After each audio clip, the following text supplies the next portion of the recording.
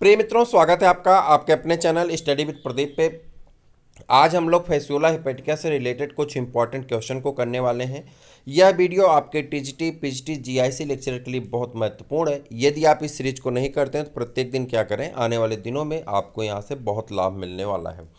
चलिए आज के श्रृंखला को स्टार्ट करते हैं और एक एक प्रश्नों को आगे बढ़ाते हैं। यदि आप चैनल पर नए हैं तो चैनल को सब्सक्राइब कर लीजिए और अपने दोस्तों को शेयर कर दीजिए। पहला क्वेश्चन आज का स्टार्ट करते हैं आज की श्रृंखला का। The function of Laurer's canal in Fasciola hepatica. कह रहा लारर्स कैनाल का क्या फंक्शन होता है फैसियोला हिपेटिका में।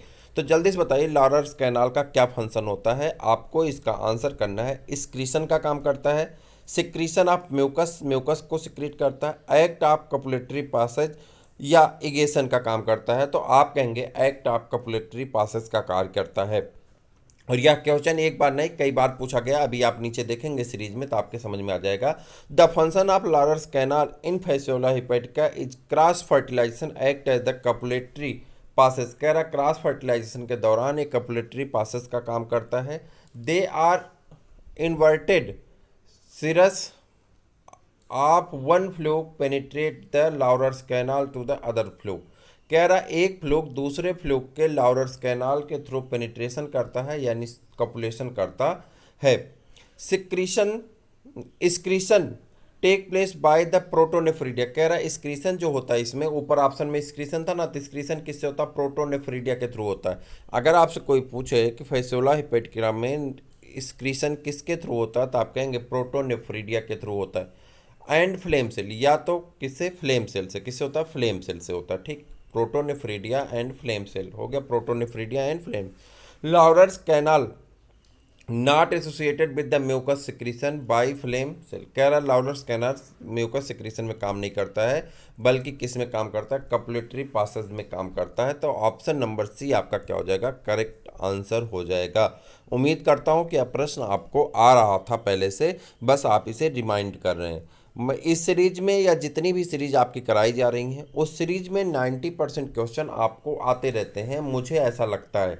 लेकिन उस सीरीज को रिपीट करने से क्या होता है कि आपका एक बार रिकॉल हो जाता है, जो चीज़ें आप पढ़े हैं वो फिर दोबारा याद आ जाती हैं और इससे फिर भूलने की समस्या आपकी ख़त्म हो जाएगी और एग्ज़ाम में आपका स्कोर बहुत अच्छा हो जाएगा।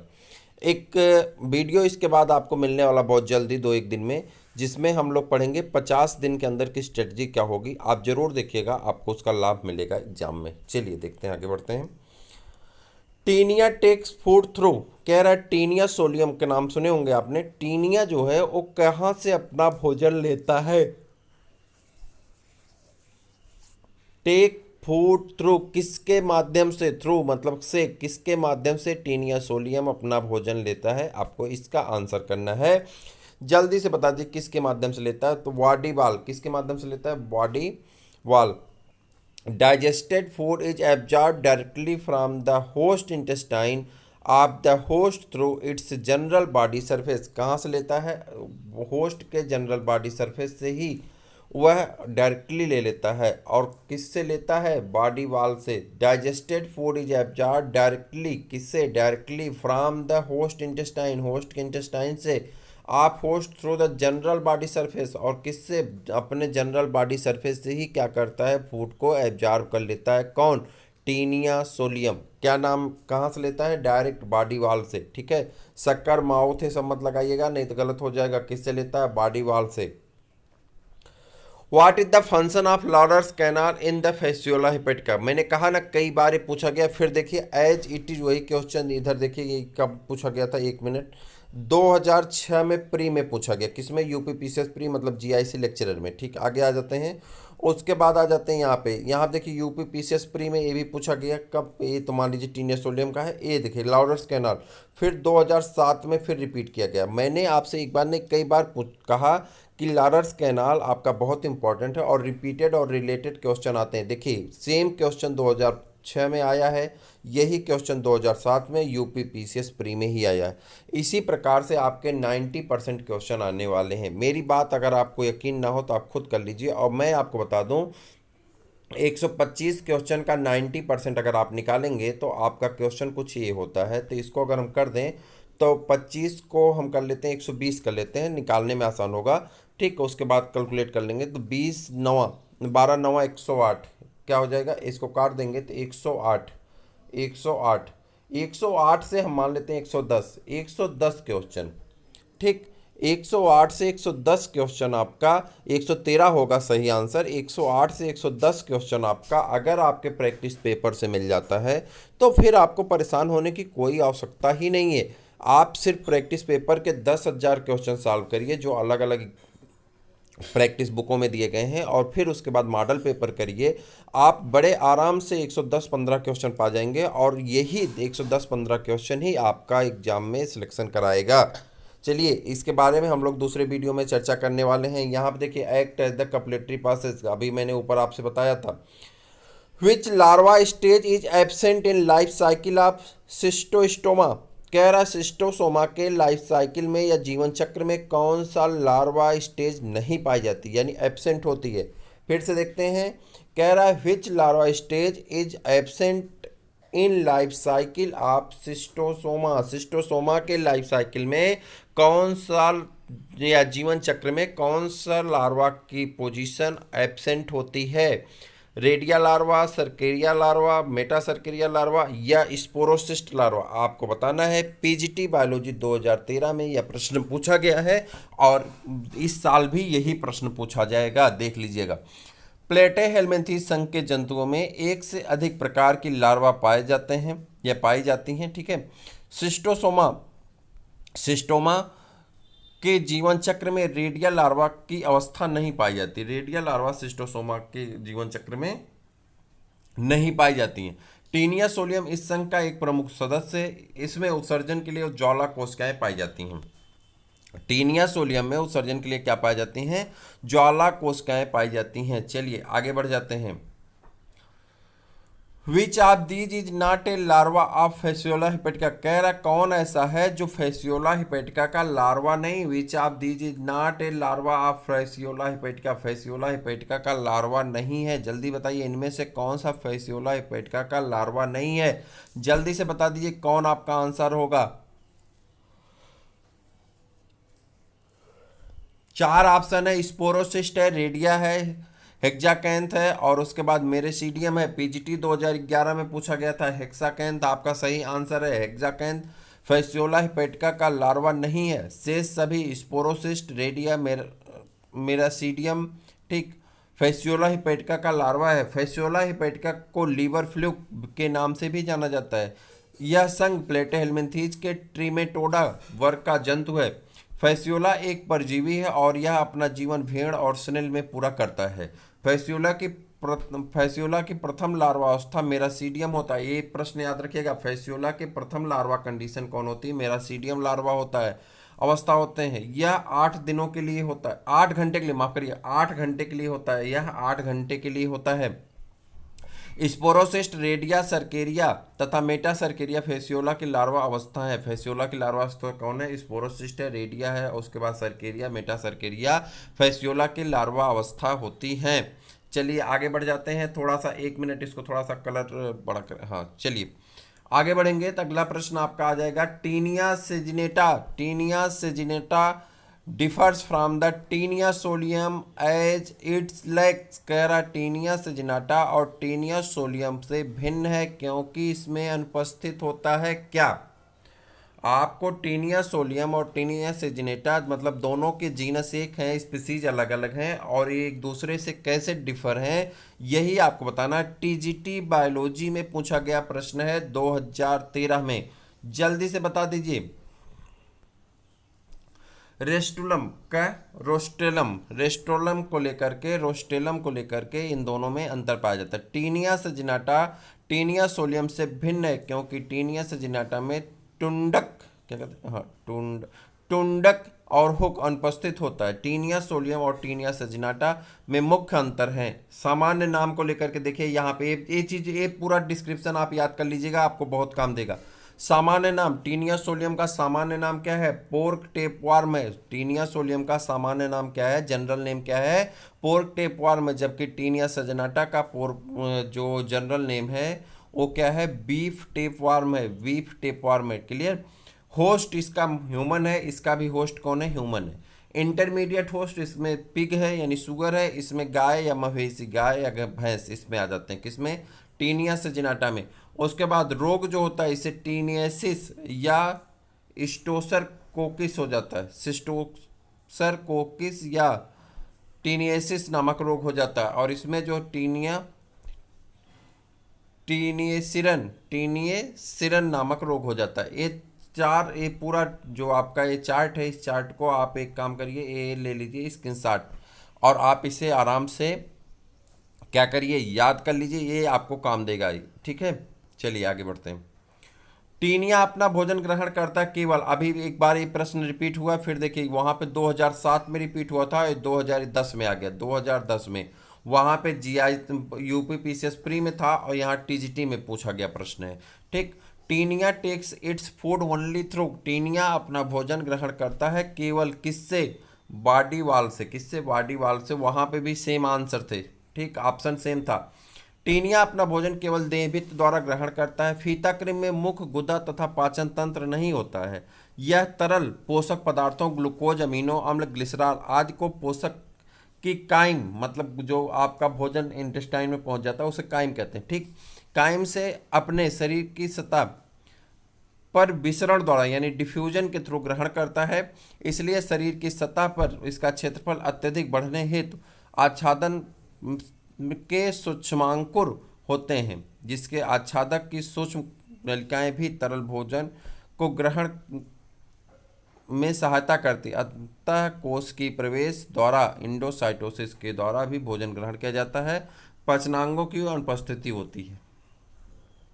ब्लैडर वार्म, ये तो आप जानते होंगे, bladder worm is a larva of, bladder warm किसका लार्वा, बहुत इंपॉर्टेंट क्वेश्चन। ब्लैडर वार्म किसका लार्वा है, टीनिया का, किसका है, टीनिया का लार्वा है। ब्लैडर वार्म किसका लार्वा है, टीनिया सोलियम का, किसका, टीनिया सोलियम का लार्वा। टीजीटी और पीजीटी 2009 में 2010 में पूछा गया प्रश्न है, टीजीटी 2009 में और पीजीटी 2010 में पूछा गया प्रश्न है। जल्दी बताइए, ब्लैडर वार्म डिम्बक, ब्लैडर वार्म लार्वा जो है टीनिया सोलियम में पाया जाता है। ट्रोकोफोर लार्वा नेरिस में पाया जाता है। ट्रोकोफोर लार्वा किस में पाया जाता है, नेरिस में पाया जाता है।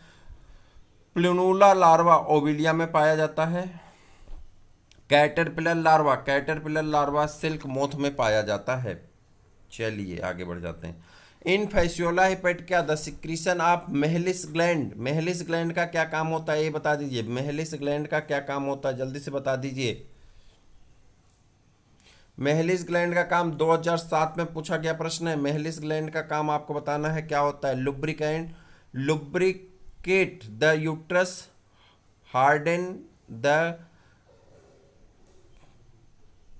कपल्स, उसके बाद activate the sperm, do all the above work. जल्दी बताइए किसका काम होता है, यहाँ पे थोड़ा सा है।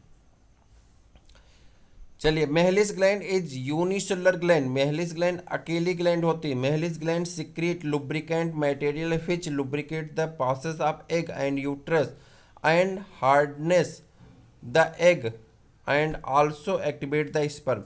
तो ये सभी काम करते हैं। ऑल ऑफ दीज, ये थोड़ा सा यहाँ पे मिसप्रिंट हो गया है, ठीक है, तो इसको छोड़ करके सभी काम करते हैं, हालांकि वो सही है।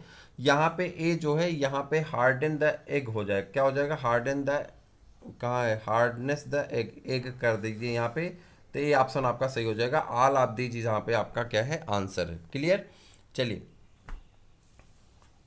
Osmotrophy is found in, osmotrophy is found in, osmotrophy जल्दी बताइए, ऑस्मोट्रॉफी इज फाउंड इन किसमें पाया जाता है, टीनिया में, किसमें, टीनिया सोलियम में, किसमें पाया जाता है, टीनिया सोलियम में। Osmotrophy is a process of taking food from host through diffusion method. Osmotrophy उसे कहते हैं जब कोई कोई जीव भोजन को डायरेक्ट बॉडी के सरफेस से यानी डिफ्यूजन के थ्रू लेता है, तो उसे एक टर्म में ऑस्मोट्रॉफी कहते हैं। It is found in Taenia because Taenia is the endoparasite of human small intestine and takes digested food through the body surface by this method, इसी मेथड से वो अपना भोजन लेता है। चलिए आगे आ गया अपोलाइसिस, अपोलाइसिस क्या होता है? अपोलाइसिस को हिंदी में प्रमोचन कहते हैं। Apolysis is the process of, किसकी प्रक्रिया है? Apolysis is the process of separation of gravid proglottid from main body, separation of gravid proglottid from main body. Apolysis is the process of separation of gravid proglottid from main body. तो प्रमोचन taenia solium से संबंधित होता है। इसमें अंडपूर्ण या gravid देह खंड छोटे छोटे समूह में नियमित रूप से स्ट्राम्बिला के पिछले सिरे से अलग होकर परपोषी के मल के साथ बाहर निकलते हैं। यह प्रक्रिया प्रमोचन कहलाती है। अतः फीताक्रीम इसमें यह परिघटना होती है, प्रमोचनी कहलाता है। गिब दिया गया है रेडिया, सर्केरिया, मेटासर्केरिया, स्पोरोसिस्ट और मेरेसीडियम, ये कुछ लार्वा के नाम दिए गए हैं। इनमें क्या कर रहा है? The correct sequence of larva from the appearing in the life history of Fasciola hepatica. कह रहा life history of Fasciola hepatica में आने वाले इन लार्वा के बारे में आपको बताना है कि सिक्वेंशियल अरेंजमेंट क्या होगा इनका, जल्दी से बता दीजिए। तो मैं आपको बता दूं, सबसे पहले आपका मेरासीडियम लार्वा आता है और मेरासीडियम लार्वा के बाद स्पोरोसिस्ट बनता है। फिर इसके बाद क्या बनेगा आपका? स्पोरोसिस्ट के बाद आपका बन जाएगा रेडिया लार्वा, रेडिया के बाद सर्केरिया लार्वा और फिर मेटा सर्केरिया लार्वा। तो ऑप्शन देखते हैं मेरासीडियम के लिए 5, उसके बाद क्या? स्पोरोसिस्ट, स्पोरोसिस्ट के लिए 4, ये तो नहीं होगा। और ए 5 3 4, हाँ तो ऑप्शन नंबर सी आप देखिए यहाँ पे, तो यहाँ पे सही है आपका। The correct sequence of the larva form of appearing life history of Fasciola hepatica, miracidium, sporocyst, redia cercaria और मेटा सर्केरिया, ये थे लार्वा के फेज जो लगातार कन्वर्ट होते हैं। ब्लैडर वार्म लार्वा, आप अभी ऊपर भी आया था प्रश्न, रिपीट हुआ था 2007 में और यहाँ पे 97 में प्री में पूछा गया प्रश्न है। तो जल्दी से बताइए, bladder worm is a larva of, bladder worm larva is called Cystocircus, found in the life cycle of Taenia. It is present in the secondary host, example pig. आगे चले जाएंगे। The process of detachment of mature proglottid from the body of tapeworm is known as. कह रहा है mature body से प्रोग्लाटिड के अलग होने की प्रक्रिया को क्या कहा जाता है? एपोलाइसिस कहते हैं, एपोलाइसिस कहते हैं। एपोलाइसिस भी प्रश्न बनता है, एपोलाइसिस से भी प्रश्न बनता है। Scolex of tapeworm which contain the sucker और hooks where's present known as the rostellum of the that help attach to the host proglottids from are formed near the scolex. The process of seeding of gravid proglottid called apolysis. अगला है आपका which of the following infect the snail in the life cycle of Phaseola। कह रहा अपने life cycle में snail को affect करने वाला कौन है? तो फैसियोला से रिलेटेड स्नेल को इफेक्ट करने वाला कौन है? तो मेरेसीडियम लार्वा है। कौन लार्वा है? मेरेसीडियम लार्वा है। कौन सा लार्वा है? मेरेसीडियम लार्वा है। Miracidium larva infect the snail and developed into sporocyst. Miracidium is first larva stage of Fasciola. Redia cercaria larva developed in snail, metacercaria larva ingested by primary host or sheep. The term acetabulum is associated with, the term acetabulum is associated with, acetabulum is associated with किससे संबंधित है? ये आपको बताना है। acetabulum किससे संबंधित है? acetabulum किससे संबंधित है? जल्दी से बता दीजिए। तो पेल्विक गर्डिल से और फैसियोला हिपेटिका से। acetabulum शब्द फैसियोला हेपेटिका और पेल्विक गर्डिल दोनों में पाई जाती हैं। Bladder worm is a larva of Taenia solium. Bladder worm क्या है? एक लार्वा है टीनिया सोलियम का, जिसे सिस्टिसर्कस लार्वा भी कहते हैं। एक सेकंड सॉरी। चलिए आगे बढ़ते हैं। Mehlis gland in liver fluke help in. कह रहा लीवर फ्लूक में पाए जाने वाले मेहलिस ग्लैंड किसका काम करता है? तो मेहलिस ग्लैंड रिप्रोडक्शन में मदद करता है। किसका काम करता है? रिप्रोडक्शन का काम करता है। Mehlis gland associated with reproduction of liver fluke also known as cell gland. इसे सेल ग्लैंड भी कहते हैं, ठीक है, और मेहलिस ग्लैंड भी कहते हैं। Bladder worm is the larva of, लगातार रिपीट होने वाले प्रश्न मैं आपको इसीलिए यहाँ पे दिखा रहा हूँ। Bladder worm is the larva of tapeworm, किसका लार्वा है? टेप वार्म का लार्वा है। Bladder worm is the larva of tapeworm present in the muscles of pig, bipinnaria and dipleurula. Larva present in the life history of the starfish, echinoderm animal किस में पाया जाता है? Bipinnaria larva किस में पाया जाता है? इसमें इकाइनोडर्मेटा में यानी स्टारफिश में पाया जाता है। जबकि यहाँ पे ब्लैडर वार्म लार्वा किससे संबंधित है? टेप वार्म से। और apolysis is the process of, कई बार ये प्रश्न रिपीट हुआ, एपोलाइसिस को आप याद कर लीजिए। तो कह रहा है separation of gravid proglottid from the main body surface.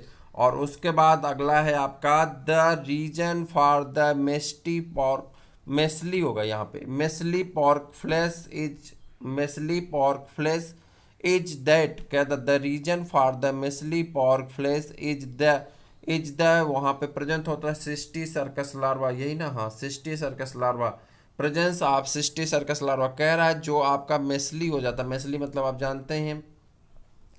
तो the pig secondary host of Taenia infected by the ingesting the oncospheres hexacanth cysticercus और ब्लैडर वार्म।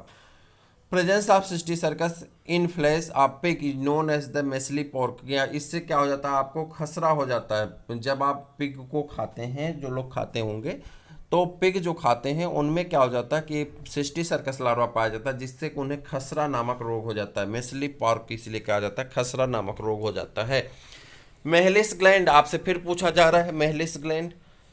तो एक second, Mehlis gland is found in किस में पाया जाता है? तो आप फिर वही बताएंगे, मेहलिस ग्लैंड किस में पाया जाता है? फैसियोला हिपैटिका में पाया जाता है। किस में पाया जाता है? फैसियोला हिपैटिका में पाया जाता है। चलिए आगे बढ़ जाते हैं।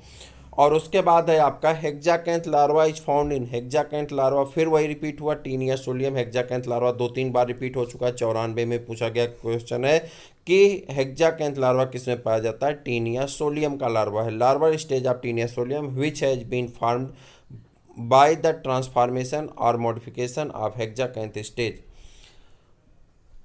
Allogenesis is a type of alternation of generation found and is found in, कह रहा alternation of generation किस में पाया जाता है? Allogenesis is the type of alternation of generation is found in किस में पाया जाता है? लीबर फ्लूक में। किस में पाया जाता है? लीबर फ्लूक में। किस में? लीबर फ्लूक में। Allogenesis is a type of alternation of generation and is found in लीबर फ्लूक।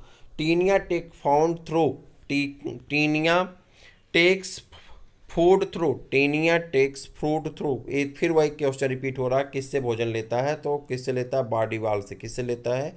बॉडी वाल से। ठीक।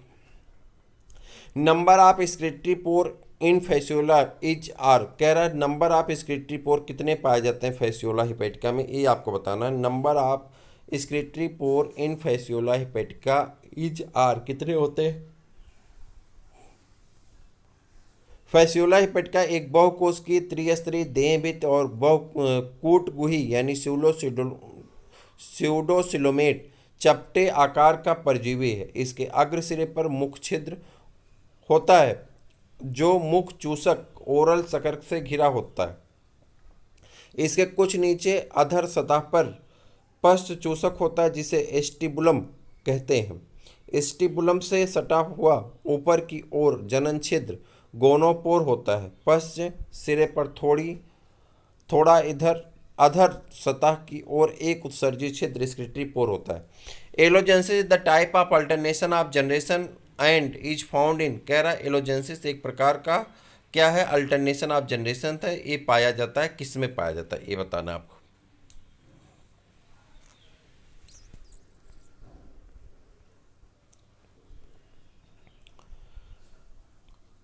ऑस्मोट्रॉफी इज फाउंड इन, ऑस्मोट्रॉफी किस में पाया जाता है? यानी परासरणी भोजन होता है।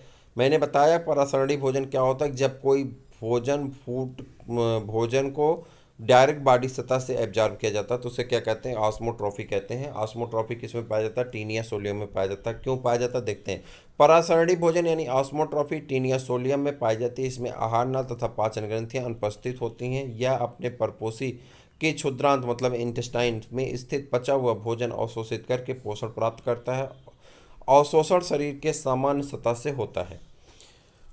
Free swimming ciliated larva stage of ल्यूबर फ्लूक इज, कह रहा है स्वतंत्र रूप से टहलने वाले सिलिएटेड लार्वा किसके, लीबर फ्लूक के सिलिएटेड लार्वा को क्या कहा जाता है।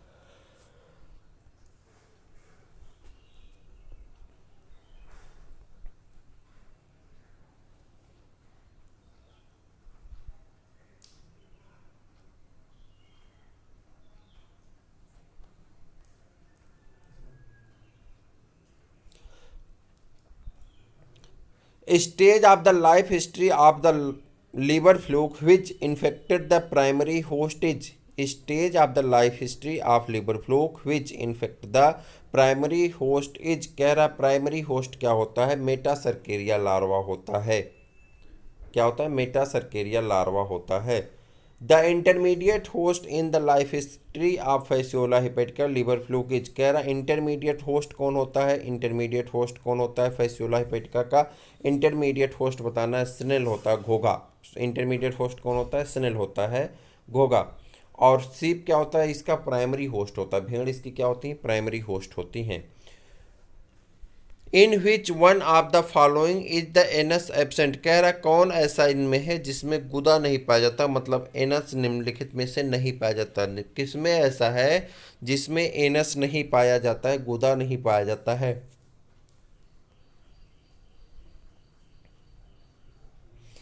चपटा क्रिम में गुदा अनुपस्थित होता है। राउंड वार को एस्केरियस कहते हैं जिसमें गुदा उपस्थित होता है। जोंक, लीच और केचुआ दोनों एनेलिडा के सदस्य हैं जिसमें गुदा उपस्थित होता है। यहाँ पे फ्लैट वार में यानी फैसियोला हिपेटिका में गुदा नहीं पाया जाता।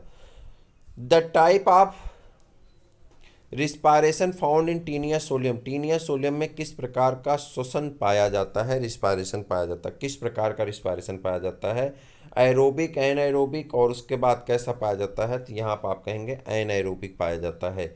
यहाँ पर आ जाइए, टीनिया सोलियम का प्राथमिक पोषक आदमी यानी छोटी आंत होती है उसकी, ठीक, वह द्वितीयक पोषक सूअर होता है। इसमें आंत की दीवारों से चिपकने के लिए 4 सर्कस पाए जाते हैं। इनमें आहार नाल अनुपस्थित होता है, भोजन को सीधे त्वचा से शोषित करता है। इसमें श्वसन अवायवी यानी अवायवी मतलब एन एरोबिक, ठीक, एन एरोबिक। नर और मादा जनन अंग एक ही शरीर में पाए जाते हैं। इसके लार्वा को हेक्साकैंथ लार्वा कहते हैं। हेक्साकैंथ लार्वा अवस्था आप फिर देखिए वही प्रश्न रिपीट कर दिया जो ऊपर उसमें था, टेप वार्म फीता क्रीम की, ठीक, फीता क्रीम, हेक्साकैंथ, लीबर फ्लूक, रेडिया लार्वा, और उसके बाद एस्केरिस, रेमडिटी फार्म लार्वा और फाइलेरियल वार्म को माइक्रोफाइलेरिसिस लार्वा कहते हैं। उसके बाद आगे बढ़ जाते हैं। ग्रेबिट खंडों की टीनिया के शरीर से झड़कर गिरना कहलाता है। The shedding of the gravid proglottid in Taenia is called, उसे क्या कहा जाता है, एपोलाइसिस कहते हैं। क्या कहते हैं, एपोलाइसिस कहते हैं। कई बार इस क्वेश्चन को हम बता चुके हैं आपको। Digestive system is found in, digestive system पाया जाता है, पाचन तंत्र नहीं पाया जाता। अच्छा, is not found in, sorry, digestive system is not found in, नहीं पाया जाता, किसमें, डाइजेस्टिव सिस्टम नहीं पाया जाता, टीनिया सोलियम में। किसमें, टीनिया सोलियम में पाचन तंत्र नहीं पाया जाता, अतः यह परपोषी से पचाया भोज्य पदार्थ अपने शरीर में विसरण द्वारा ग्रहण करता है। Apolysis is the process of, apolysis एक प्रोसेस है क्या, separation of gravid proglottids from the main body surface, separation of gravid proglottids from the main body surface. अंडपूर्ण देहखंड का मुख्य शरीर से अलग होना प्रमोचन क्रिया एपोलाइसिस कहलाता है। प्रमोचन क्रिया में फीता क्रीम के शरीर से पुराने देहखंड को निषेचित अंडों से भरे होते हैं टूटकर प्राथमिक पोषक की आंत से बाहर निकाल दिए जाते हैं। ऑस्मोट्रॉफी इज फाउंड इन, ऑस्मोट्रॉफी किस में पाया जाता है, टीनिया सोलियम में पाया जाता है। किस में पाया जाता है, टीनिया सोलियम में पाया जाता है। Osmotrophy is found in Taenia solium. Detachment of gravid proglottids in tapeworm is called grape, इसको भी क्या कहते हैं हम लोग, एपोलाइसिस कहते हैं। क्या कहते हैं, एपोलाइसिस कहते हैं।